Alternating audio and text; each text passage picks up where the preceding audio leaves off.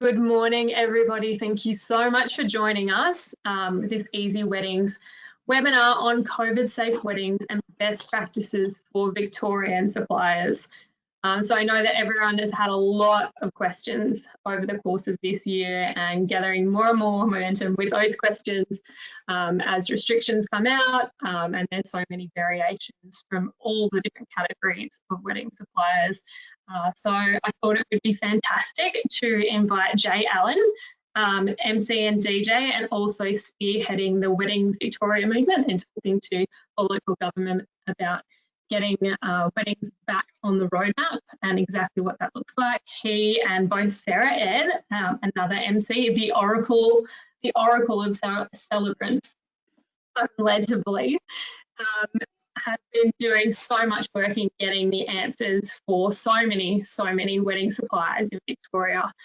So thank you both so much for joining us. My pleasure. You're very welcome. Got a lot to talk about today, and I can't think of anyone better than you two to join. Unfortunately, Deb Noble from Potters and Riverside Estate was going to join us, and I'm sure that we can all understand the pain of having NBN problems, which unfortunately is why she's unable to join us today. But don't worry if you are from a venue or from catering, we still have a lot of those answers here for you. If there's something that we can't answer today, we will get back to you hopefully over the next couple of days via email and Facebook as well. So before we get into the meat and bones of all the questions that everyone has supplied us with, Jay, can you tell me a little bit about your experience in the industry? Absolutely.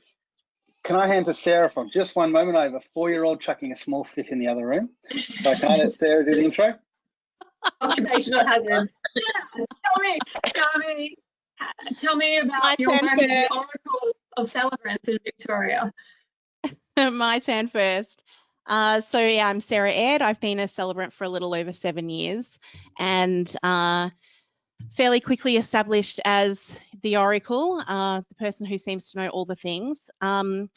I also run a few other little things as well. I run the Celebrant Institute with Josh Withers, which is my membership platform where celebrants can ask us any question at all for a small monthly fee. And I am the CEO of registered training organisation Life Skills Training, which provides the Cert 4 in celebrancy for people who are aspiring celebrants. And we also have a contract to provide ongoing professional development for current marriage celebrants. And it's the 24th of November and people have to do their OPD by the end of the year, and I'm still getting phone calls every day from people who haven't done it yet. So any celebrants who are on the line, do your OPD. You've got to do it. I'm doing mine tomorrow with you, Sarah. There you go, Jay. Very good.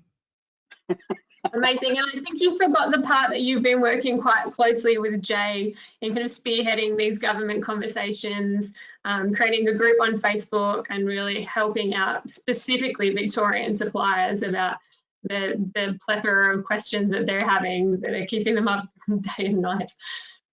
Absolutely, indeed. Awesome. And now, Jay, there's no 4-year-old chucking his toys in the background. He was having a small meltdown for a moment. Yes. So yeah, I'm Jay Allen. For those of you who don't know me, I run a company called Wedding Sounds. I'm a DJ, MC, celebrant, and I've been in the industry for about 20 years, and I love it. And yeah, basically, when all this madness started with COVID, I kind of was sitting back bitching about why isn't the government listening to us, and then I just started spamming politicians until one of them, who happens to be quite local to me, actually started replying to me, and it all kind of snowballed from there. And I've had some wonderful help from people such as Sarah, who I call my oracle. I'm determined to make that name stick. Already stuck, mate. It's already stuck. So yeah, I've just been, because I haven't been working as a DJ and MC for the last 8 or 9 months, I've kept myself very busy by running this new group called Weddings Victoria and trying to represent us and make sure that they're listening to us, even if they're not doing what we want them to do. My goal was to always make sure that they were considering us and listening to us. And absolutely. Yeah. You've done such a fantastic job and a very tiring job. Yeah. I'm sure, on top of all of your other life duties. So we will thank you so much for all your time and sleepless nights, I assume. It's been fun. All right, so shall we get to the meat and the bones of this webinar? Let's start from the beginning. Let's start from the top with the very, very basic rules. Can you give us an update on the Victorian rules and regulations around ceremonies? Sarah, I'm going to yield to you for that one. Versus receptions. Okay. So the absolute most basic rule in terms of weddings right now is that if you are in a public or licensed registered venue, you can have up to 150 people at guests, that's members of the public. And if you are in a private residence, private property, whether it has a house on it or no house, or whether it's 6 acres or 6 meters, it all counts as a private residence. 15 visitors to the residence, which is in addition to the people who live at the home already, live on that residence already. Now, the public health directions are quite interesting in their wording this time. The previous public health directions have talked about number of guests plus people required to conduct the ceremony or celebrant and photographer, etc., etc. The public health direction that came out yesterday or late Sunday night now only talks about a cap of 150 members of the public. To me, that says that wedding vendors are on top of the 150.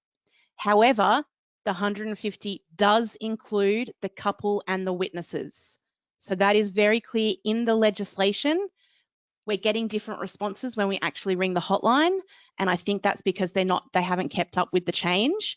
But the wording in the actual public health direction is 150 members of the public, including the couple and the 2 witnesses. So witnesses and couple included in the 150, any vendors outside the 150. The legislation is actually now silent on that. So it no longer says plus a celebrant plus a photographer, which it did last time. It's just silent altogether. So that tells me you can have as many vendors as you need to have to run the wedding at a public or licensed venue. At a home, at a private residence, it is about private residence visiting limits, and the limit on visitors to a private residence is 15, and we understand that that does include vendors. Again, though, we're getting different responses from the hotline, and so that we might need to seek some further clarity on whether or not vendors are included in the 15 visitors. Remember that visitors to the home does not include the people who live there. So if there's already 4 people living at the home, you can have another 15 people come in. So you can have 19 people altogether. But it seems to be that that does include vendors. So that's the kind of very basic requirement. The public health directions are pretty much silent on everything else. So of course, they talk about businesses are required to have COVID-safe plans. So all businesses involved in a wedding ceremony need to have a COVID-safe plan that they carry with them and that they adhere to. So for example, my COVID-safe plan talks about bringing separate pens for every person who will be signing the documentation. It talks about cleaning the handheld microphone with alcohol swabs in between different people using it. I also actually switch over the windsock.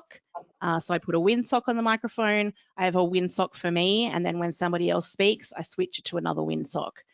I don't know if that's over the top because we don't seem to be able to actually get any kind of direction on how much of this we actually need to be doing. But my feeling is we go overboard rather than under. The other thing is about masks. Masks are required indoors, regardless. Masks will also be required at an outdoor wedding ceremony, because the only time that a mask is not required outdoors is when you are able to social distance. And at a ceremony, I can assure you, everybody is not standing 1.5 meters away from each other. That's just not happening. So masks are required at outdoor ceremonies. The couple getting married do not need to wear their mask while they are in the process of getting married. That's what the public health order actually says. The celebrant can get away with not wearing it because there's an exemption for people whose professions require them to be easily understood or to be able to enunciate clearly. So while the celebrant is delivering the ceremony, we can take it off, but I'm sticking mine back on to do the signing and things like that. There's also an exemption for taking masks off while you are participating or taking part in a service, a professional service that is being provided that makes it not really appropriate for you to be wearing it. To me, that is posed photos. So I don't think candid photos really come under that exemption, but I think family portraits, bridal party portraits, those very formal, I guess, more formal photos that will be taken possibly after the ceremony. Everyone can take their mask off for that. Photographer needs to wear their mask, of course. Vendors should always be wearing their masks. But again, each photographer is going to have to make their own decision on how they feel about saying, yes, this person is taking part in my service right now, so it's inappropriate for them to wear a mask. So they're the big things about ceremony, I think. Is there anything else that comes to mind, Jay, about ceremony? Not really, actually. This is why I call you the Oracle. You've covered pretty much everything perfectly. I'm sitting here going, crap, can I say that much about the reception? I have plenty to say about the reception. Oh, yeah. So I think the really important thing is all businesses need to have a COVID safe plan. I mean, even talking about the ceremony musician, you need to have a COVID safe plan. You need to carry it with you. You need to adhere to whatever it says. I think, there is one other thing. It's not our job to enforce the rules. It is our job to tell the couple that these rules exist. It is our job to abide by them ourselves. But I am not the mask police, and I'm not the police at all. So I'm not about to say, hey, you're not wearing your mask, put it on. That's not really our job. I think it's important that we are putting everything in writing. We need to be putting our advice in writing to our couples. Please ensure that all of your guests are wearing masks. Please ensure that you have told them that if they feel unwell on the day, they should not attend. Put all of that stuff in writing to them so that you can show that you've done the right thing, you've met your requirements. But if they're not wearing their mask on the day, it's not our job to enforce that. Somebody else who sees it might call the cops, and the cops might turn up, and it's their job to enforce it, but it's not our role to enforce things like that. There is one more thing about ceremony, and that is about contact tracing. So it's really important that whoever is kind of the vendor who's most in charge of the aspect of the event has a contact tracing list. I'm doing a wedding on Saturday. It's in Canterbury Gardens. It's me and a photographer. So there's no venue staff, there's no catering staff, no florist, no nothing like that. I am essentially the supplier in charge of that ceremony. So I've got my contact tracing form that I have sent to my couple. I've said, can you please fill this in? Because obviously they know who they've invited. So they've filled it in with the first names and the phone numbers of their guests. I've got obviously my name and my number on there, and the photographer's name and number on there. I will take that with me to the ceremony, and I will keep that information for 28 days as per the requirements. So it is important that we don't just go, oh, someone else is going to do that, because there might not be someone else to do it. We do need to take responsibility for that as well. That is a really good segue to a question I'm sure you guys have had quite a few times, and I'm having it every single webinar, emails during the week on Facebook. Who is in charge? So if we're in a park, who's in charge in a park? If we're in a venue, who's in charge of the venue? If you're at private residence at having a wedding ceremony at your home, who is in charge and who decides that? I don't believe, and I have not heard anything about having COVID safe marshals, similarly to what they're enforcing in South Australia. So how do we navigate through that one? I think that that's a collaborative discussion between the vendors. Yeah. So for me, for this one on Saturday, there are no other vendors. So it's obviously me. And I think that we also can't put that on the couple. We can't say, oh, the couple's in charge. Even if it is at a private residence, it's the person who's running a business who is responsible for keeping that contact tracing information. So I think that if you are a vendor, you need to be prepared to be in charge, and then you need to be getting the contact details of the other vendors and having a discussion about it. Jay, would you agree with that? I couldn't agree more. I think we're an industry, we've got to work together. We can't sit there and say the venue's got to do it all, because that's unfair on the venues.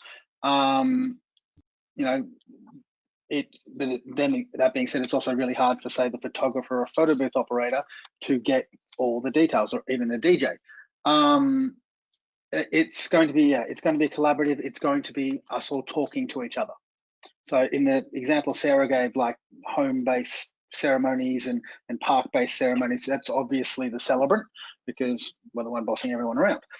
But when it comes to a venue, I think businesses need to get that kind of information. As a DJ company, I still intend to be asking either, well, the couple in advance or the venue in advance, whoever's got that contact tracing list. If I can't get the copy, if I can't create the list myself, getting a copy of it from somebody else, so that it can be traced no matter which way we go. So yeah, it needs to be a collaborative effort. That being said, I don't know if it's going to segue at any point into, Sarah mentioned, when we're not the ones in charge.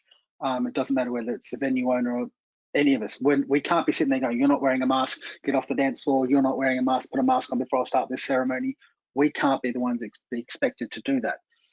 But as suppliers, we also need to, but we do need to take that responsibility to remind people of the rules, particularly celebrants and masters of ceremony. I hate to say they're the what's the word, the face of the suppliers. So they need to be reminding people to wear masks, but everyone needs to actually make up their own mind whether they're putting that mask on or not. So there's that level of, we can't police it, but it doesn't hurt to remind them. In fact, I'd insist that every single MC, whether it's Auntie Joe, whether it's your best friend from high school, or whether it's a professional, in their opening spiel needs to be running through the COVID safe directions of the venue where they are and anyone that relates to a supplier there. So if there's a photo booth company, they need to be giving, and I'd recommend, I don't know where mine is, but oh, there's one. I have my little cards, having a little script that you hand to an MC on the day saying, can you say this about the photo booth? You know, please stand distance apart. There's hand sanitizer available before you use the photo booth. Just a little thing like that can be really handy, but the face of the suppliers needs to be making those announcements. I'm not sure. Absolutely, yeah. Makes a lot of sense. The celebrant should be doing that at the start of every ceremony as well. Yeah. And it's really hard. So, you know, we're only just starting to come back into these weddings now. This is the first time since March.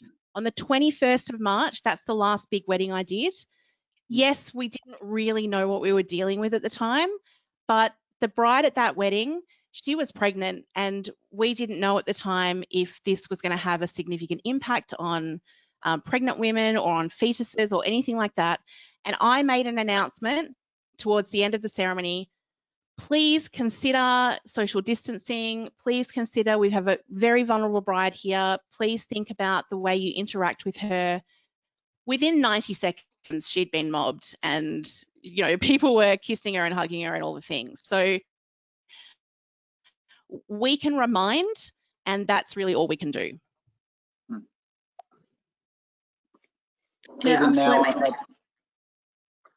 Even now I've had ceremonies where I've reminded people about social distance, as late as last Saturday, where I've reminded people about social distancing And again, 90 seconds later, they're hugging the bride.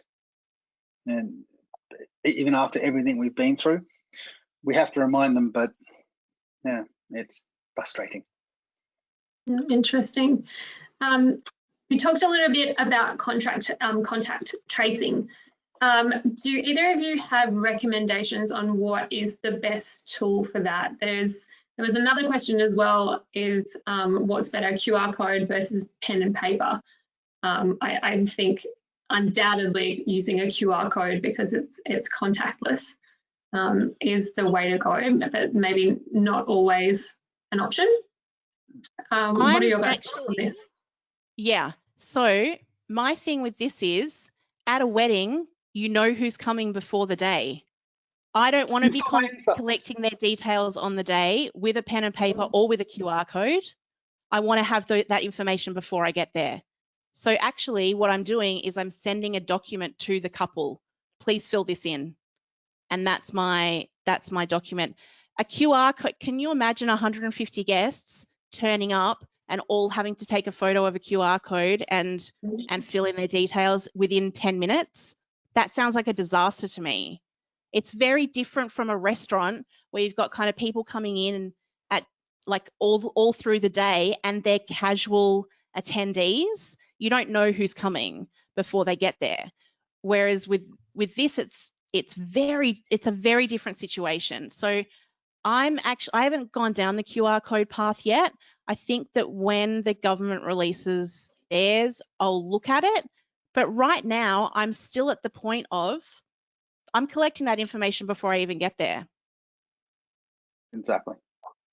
Yeah, that's the one advantage the wedding industry has, is unlike restaurants who are walk-in customers, we, in theory, know every single person that's going to be at that event before they get there. So that's one massive advantage that we have, is I can hand over my contact tracing information before the wedding's even happened. Yeah, absolutely. And I think when it comes to maybe hair and beauty services that are in salon, the same QR code should apply in salon as if anyone else was coming in. And maybe those kind of mobile specialists are a little bit different in some respects, but they should definitely know who is going to be coming for the most part. Yeah, and with a mobile makeup or hair artist, they're going to know ahead of time how many people they're doing, because they're going to charge for that and they're going to make time for that and all that sort of thing. So if they're turning up to a house, I would presume that they're going to know that they will be able to get the couple to tell them ahead of time who's going to be there. So from that perspective, there should be no issues collecting that information beforehand. Exactly the same for the transport as well. They'll know how many passengers they're taking. The only one that wouldn't have it out of the standard things that are at a wedding is something like a DJ or a photo booth. But for both of those things, it's generally assumed you're getting everyone's contact details anyway, because even if they didn't use the photo booth, they're probably hugging, kissing, dancing with, or sitting next to someone who did. So it's on those things, once you get to the reception, it's everyone, even if they didn't use your photo booth or your dance floor or whatever, it's still everyone. Spot on. Yes, absolutely. Yeah, that group, I was kind of thinking in my head at that time, I'm like, what if there's 3 different buses that are going to a venue full of people? Would there need to be a separate list for each bus?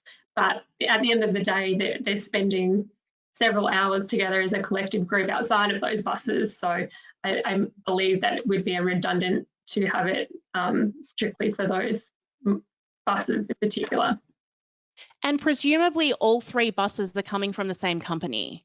Like there's not too often that you're going to have transport that's split between companies. You might have a different car for the boys and a different car for the girls from different companies, and so they would collect their own information. But if we're talking about transporting a mass number of guests, the one company is going to need to collect all of that information anyway. So it doesn't really matter who's on which bus. Yeah, absolutely. I would have thought. Exactly. We do have another question about transport. I just have to find it, which might be, it says that, so one of the questions came through about limousine hire. Says, this is very grey. Hold on, I can't even see the whole question. This is a very grey area. The CPV says that we can take as many people as we like. although social distancing rules apply. But we are getting mixed reports that transport is in closed areas and needs to abide within the 1 person per 4 square metre rule. Is this right? I can't work it out. So although I don't think we have an actual answer on this, but I would be looking at Ubers and taxis and trains and buses. There's no 1 person per 4 square metre rule on public transport. You could, like, the system would ground to a halt if they tried to enforce that. So I don't think it's very practical to be thinking about 1 person per 4 square metres when you're talking about transport. I do think it would be really great to get some more clarity on that, but I would think that it is similar to an Uber or a taxi or any other private car hire. You know, you hire a car to take you to the airport, same kind of thing. Registered taxi would deal with registered taxi laws. A private vehicle would Uber laws would apply. So whatever the ruling is on those particular issues would carry forward. I'm just checking whether there is actually any public health advice on transportation. The only thing that I've seen is that masks must be worn inside the vehicle and drivers are to maintain a very thorough level of hygiene and sanitize before and after each passenger. So like cleaning down the house, that kind of stuff. Yeah, just maintaining the COVID safe plan. That's the most important bit. I think your response, Sarah, is bang on. If there's no rules per square meterage on public transport or in taxis and Ubers, then I don't see why one would specifically apply to car hire. So let's talk about something a little bit more fun. Let's talk about food service, cocktail parties, canapes, buffets. I think it's puffs. Yeah. From what I'm being told, there is further announcements coming, hopefully in the next few days, that go into a lot more detail about food service, whether it's canapes, finger food, grazing tables, sit down, all those kind of things. They have got a big announcement coming, but I don't know when it is. I'm told it should be within a matter of days that they'll be going into a lot more detail on that. But I'm told that it is such a big announcement that it actually needed its own announcement as opposed to just being lumped in with everything else. Well, that's exciting.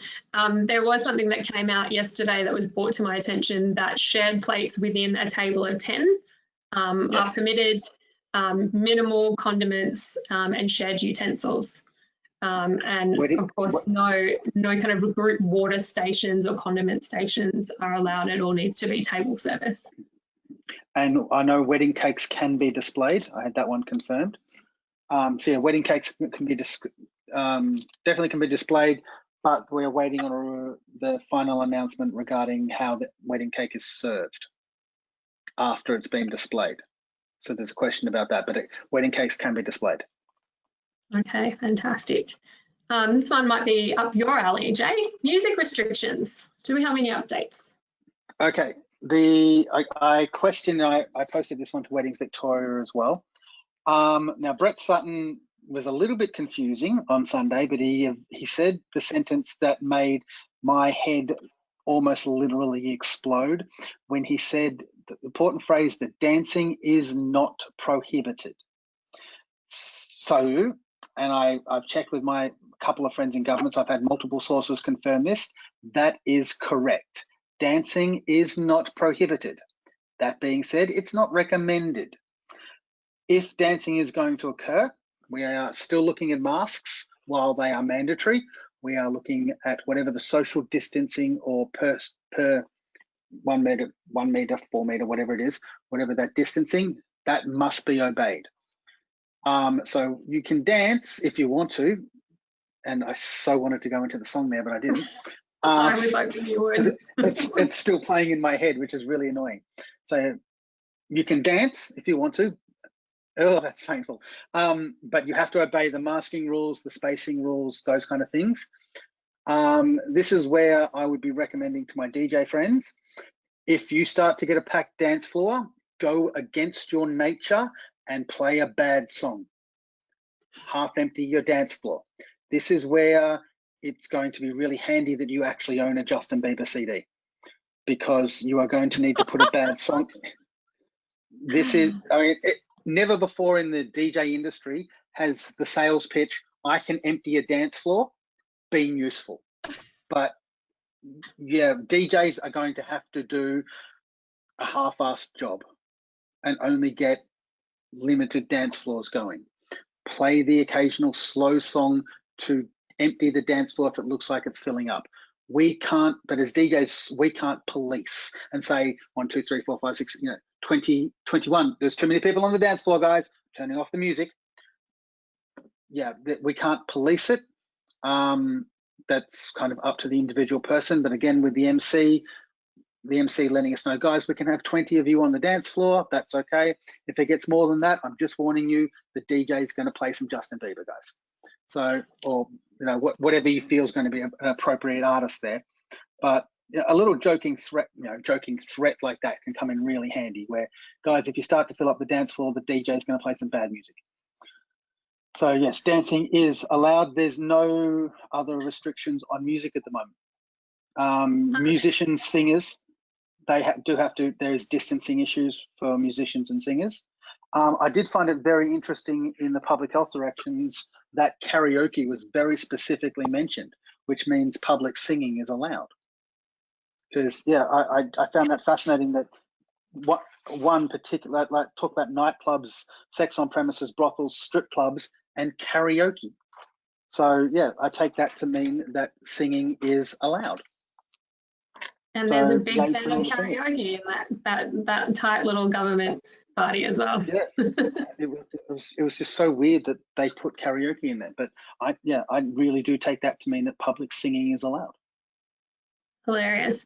And what about kind of group ensembles and entertainment as well? I know in a couple of other states there was some really, really hectic restrictions around that they needed to be 5 to 10 meters away from everyone. If there was woodwind or a choir, they had their own rules kind of on top of that.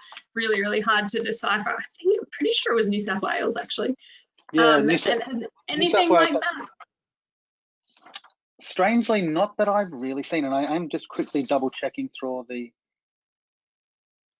all the ones at the moment. That yeah, Victoria's been really good. I mean, one of the things that I know Sarah can tell you as well, when we went into these roundtable meetings that were organised, we did really push the fact that a wedding is not just the ceremony. That's the ceremony. That's the start of the celebration.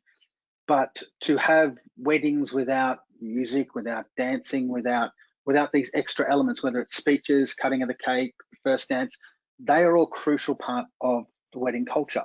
So in Victoria, they've listened to us. And that's one of the reasons why dancing hasn't been specifically banned, whereas it has been in almost every other state. And I forgot what the initial question was. I was starting with this. But yeah, I totally the restrictions in New South Wales about choirs. They've restricted their entertainment stuff a lot more, but they're also not coming from where we are, which is, as of today, which almost put me in tears this morning, a triple donut day where we don't have an active case in the state anymore. Whereas New South Wales aren't doing that. They've always had active cases, whereas we're starting with 0 now. So we have a slight advantage over them, where they started on the downhill, we're starting on the flat, which is awesome. But no, we haven't had any stuff like that. The big thing it is common sense, or as I like to call it, uncommon sense. Use your brains, wash your hands, wear a mask where you can. It's pretty easy to do. Take a little bit more room. Get away from the drummer. That's a good thing. I'm all about it.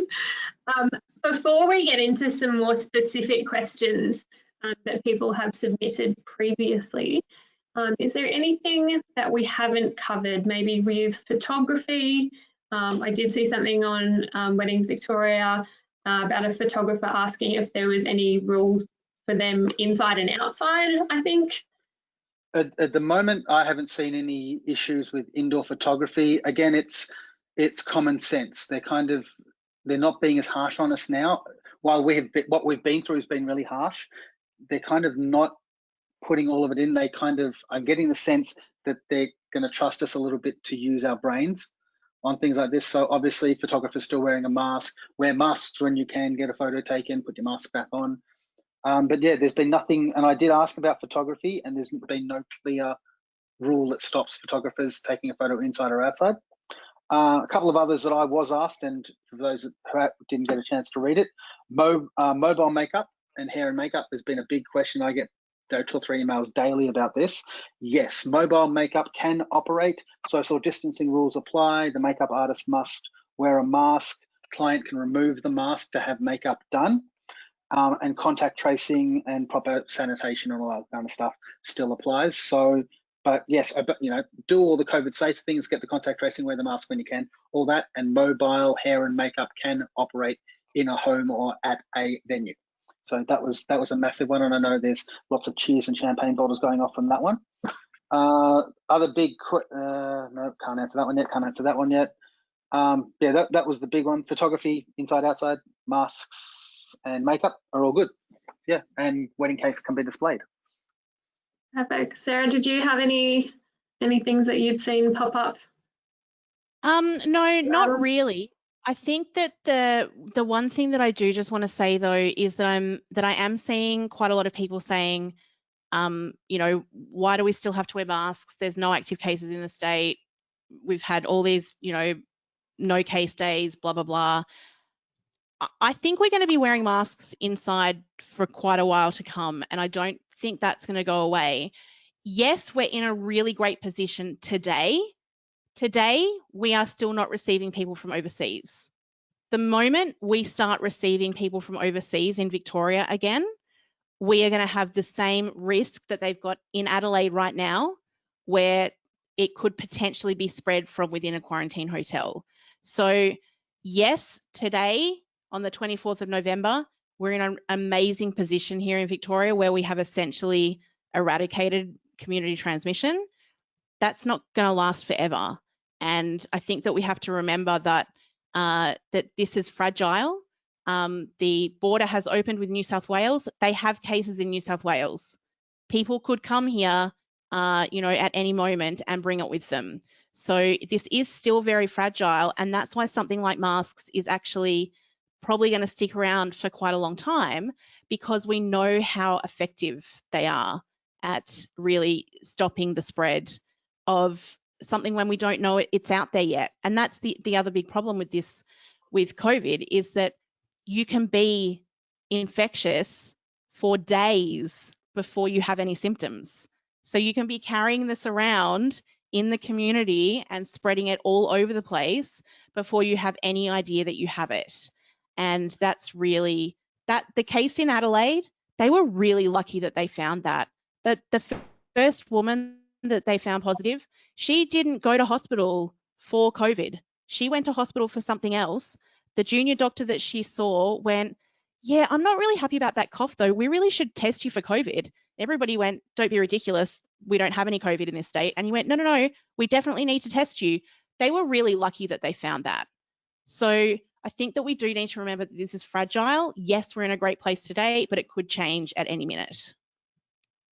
Thank you, Sarah. You articulated that so beautifully, just nail on the head.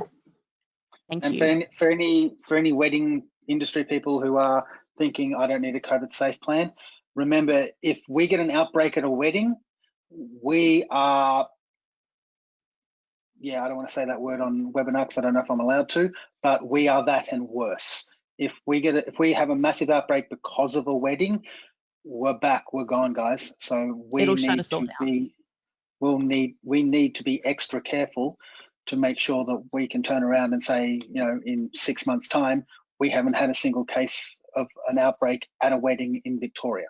So they let us keep open. They let us stay open, because I couldn't handle another lockdown again. I've lost too much hair as it is. And we are seeing cases overseas. We are seeing huge wedding outbreaks overseas, and it's It is a real problem.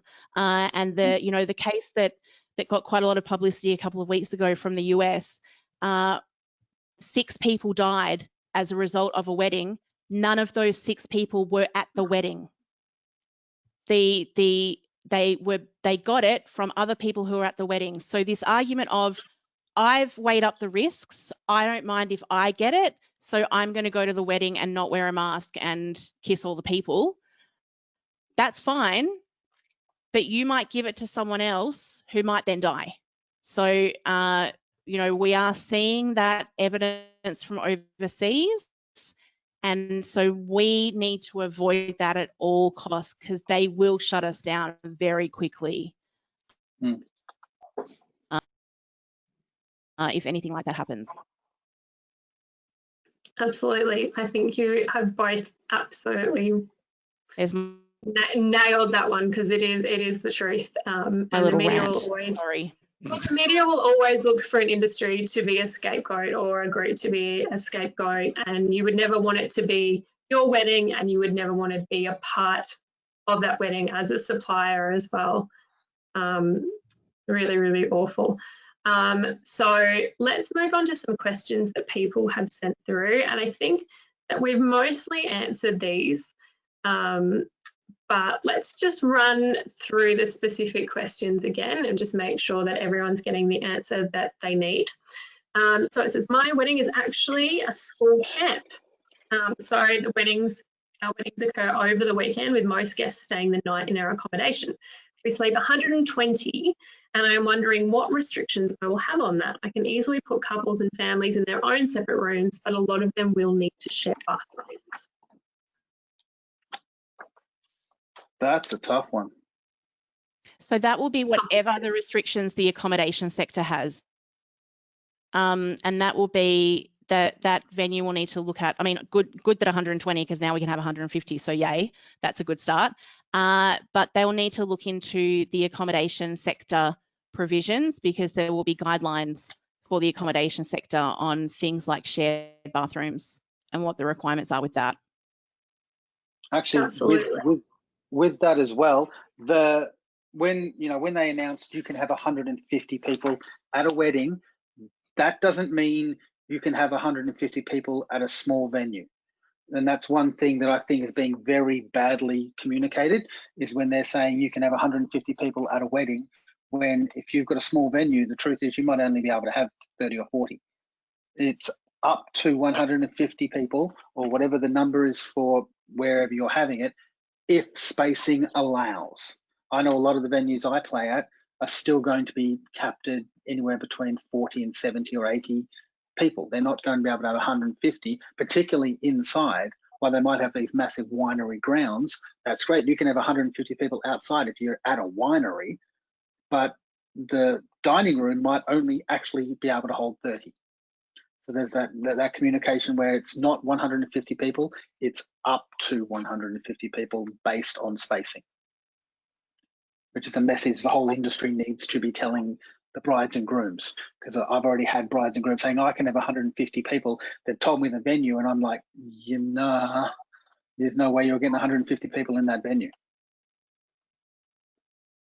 Yeah, absolutely. There's a lot of similar questions, so I'm just caught up reading through all the questions that are coming through. So there's another similar question. I'm curious about the 15-person limit at a private residence. We are having our wedding on my dad's farm, which he has hired up for a wedding once previously. We will not be inside the house on the farm at all. It will all be in the paddock, with hired outdoor communal bathrooms. It doesn't matter. It's still a private residence. In the same way that Airbnbs are still classed as private residence, even if they're being hired out. They are, they're registered as a private residence, and so they are a private residence, whether you live on, 1/10 of an acre, or whether you live on, a 200-kilometre ranch. It doesn't matter. It's a private residence. And my understanding that the reason for that is that it's not about space. It's about the ability for the person who owns that property to follow the COVID safe guidelines. Now, a person who owns a private residence might be really willing to give it a really good shot, but a person who runs a licensed, registered venue could be shut down if they didn't follow the COVID safe guidelines, right? So therefore, they're more likely to follow all those rules, do the appropriate cleaning, have an appropriate COVID safe plan in place, etc., etc. The way I kind of read it is the government doesn't trust that a private residence will be willing to do all the things they have to do to keep that wedding COVID free, or they might not be, they don't have the experience, they don't have the staff, they don't have all those things that are required for that. And the other issue there, of course, is that at a private residence, if you are at a home or at your dad's farm, you are much more likely to let your guard down than if you are at an actual venue, public place, whatever it is, where you're more likely to go, oh, there are staff here who are watching me, and therefore I'm not going to go sit on that person's lap and hug and kiss them, and I'm going to keep my mask on all the time, and I'm going to do whatever it is. When you are at home or at a friend's home, even if it is for a wedding, you're more likely to let your guard down. And that's why we've seen so much transmission at private events, at private residences. So it's not really about the space, it's about who owns the place.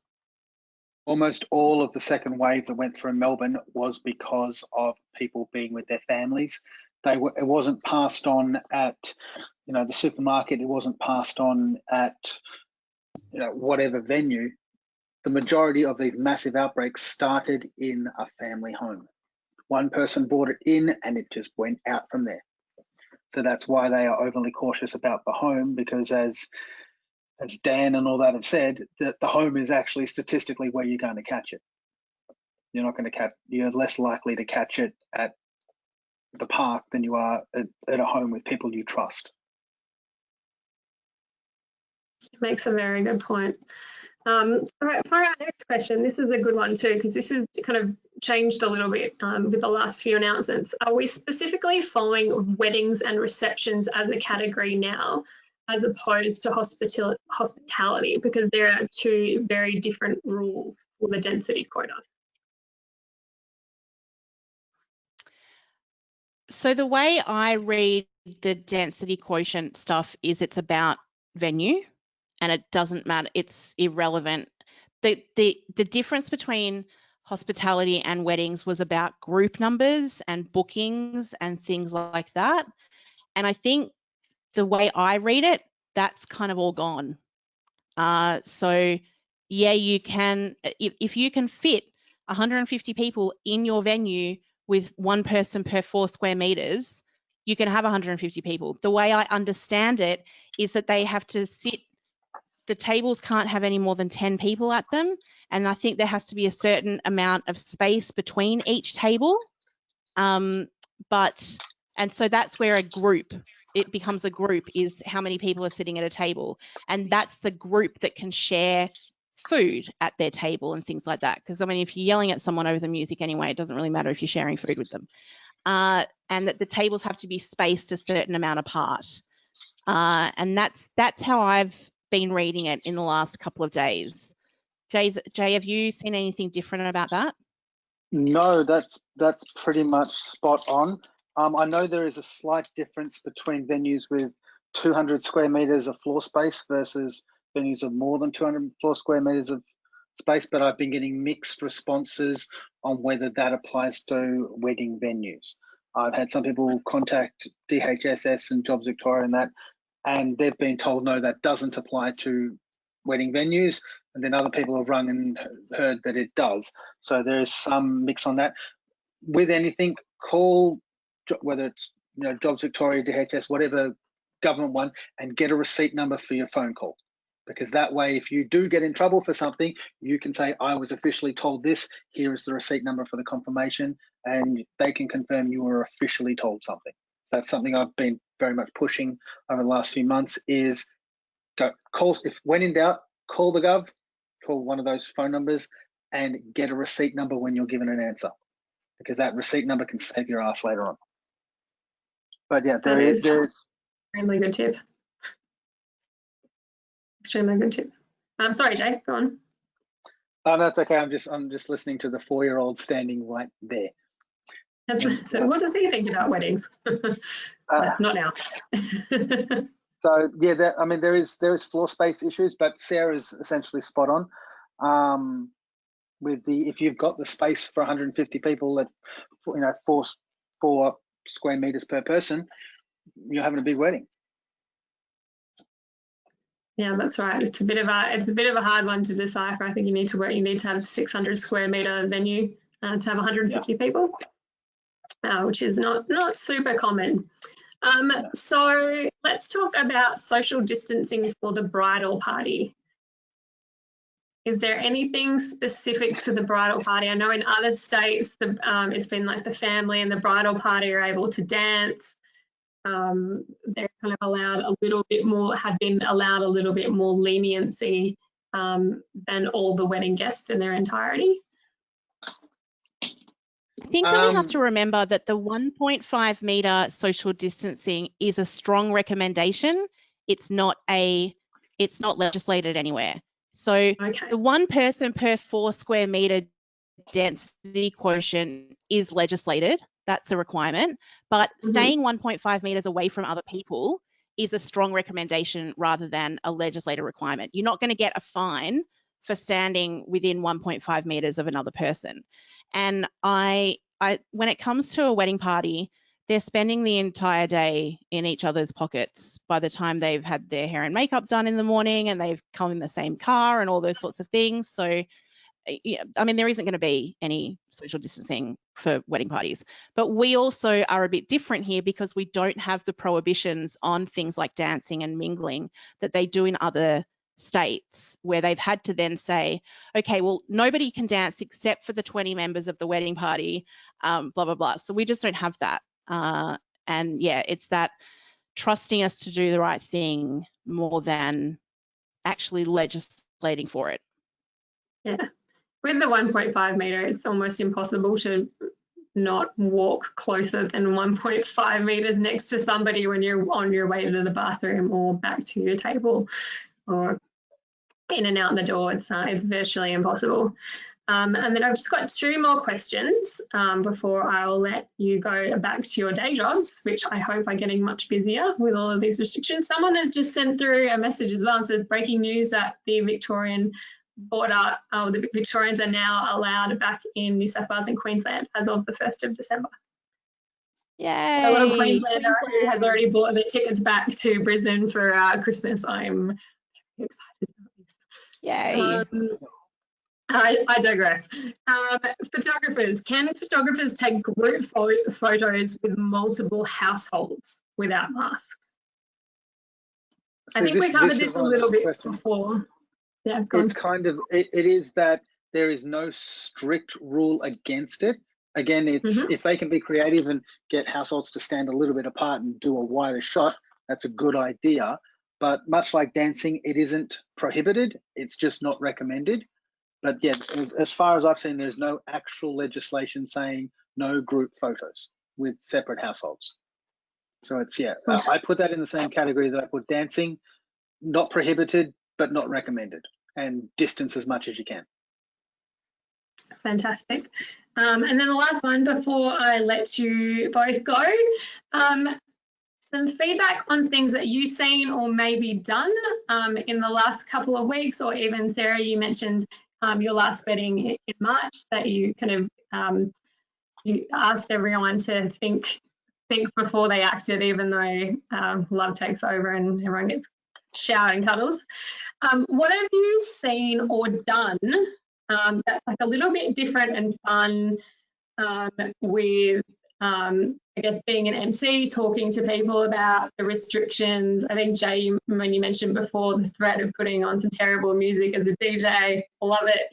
Any kind of things like that you've seen or done or are planning to do to help support the narrative of let's be kind to each other by not covering each other in kisses and cuddles? I've seen a couple of celebrants who have been demonstrating different ways of greeting people that do not involve handshakes or hugs. So they've grabbed one of the wedding party towards the end of the ceremony and demonstrated an elbow tap or a hip bump or a foot tap. I think there was even one for a little while there. So, you know, just like actually getting up there and going, these are some different ways that you can greet people today that don't involve hugging, kissing, and handshaking, and maybe think about those. They can just be a little bit of fun, break the ice a little bit. That's something. Yeah, even before COVID, one of my biggest things was even serious things can be done in a fun way. Like when I'm making those basic announcements at the start of the night, you know, the toilets are conveniently located underneath the sign that says toilet. Those kind of very simple little comments. You know, the hand sanitizer. Think about the last thing you touched. Think about the last thing they touched. Ask yourself, do I really need to avoid washing my hands? We can make this fun still. I mean, Amy, you and I were quickly mentioning before we came on that there are celebrants who are doing stupid things like this, branded hand bottles, and there's another celebrant who's got quite elaborate ones. Branding, you can brand everything, people. We can make this fun while still dealing with, you know, a pandemic. We can still be fun about this. So it's not the end, it's just a chance to be creative and even a little bit stupid in a good way. I love it. And what a fantastic way to wrap up this session, or is bang on 60 minutes, which is a perfect. Thank you both so much for joining. You've both been so articulate, and someone's getting some sanitizer in the background, so articulate and so educated and just so helpful. So thank you so much. From all of the suppliers, I know that you have worked quite tirelessly over the last couple of months, and this has just been so fantastic. We are making a recording of this, and I will share it with Jay and Sarah. It'll be on the Facebook group. I'll email everyone that's registered to attend with a copy of this. And if you asked a question that wasn't answered, I'm also going to respond to all of those on Facebook and in an email as well, so we can make sure that everybody had their question answered. And even if the response is call the DHS, you still got a response and take a ticket number, which is a really, really great idea. So again, thank you so much. Have a wonderful day and many, many weddings for the rest of the year and next year. Thank you, guys. Thank you so much. Bye-bye.